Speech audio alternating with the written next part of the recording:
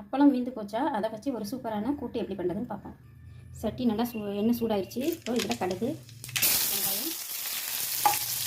வெங்காயம் கொஞ்சம் பொரிஞ்சிருச்சு. இதில் வந்து பச்சை மிளகாய், கருவேப்பிலை, அடுத்ததாக தக்காளி எடுத்த பச்சை தக்காளி. இப்போ நல்லா பொரிஞ்சிருச்சு. இப்போ மல்லித்தூள், கொஞ்சமாக மிளகாய்த்தூள் சேர்த்து கொஞ்சம் நல்லா வதக்கிக்கலாம். இது 2 நிமிஷத்தில் பண்ணிடலாம், ரொம்ப ஈஸி. அப்புறம் இதுக்கு தேவையான மாதிரி தண்ணி சேர்த்து கொஞ்சம் நல்லா கொதிச்சதுக்கப்புறமா நாம் பொரிச்ச அப்பளத்தை சேர்த்து வதக்கிக்கிறோம்.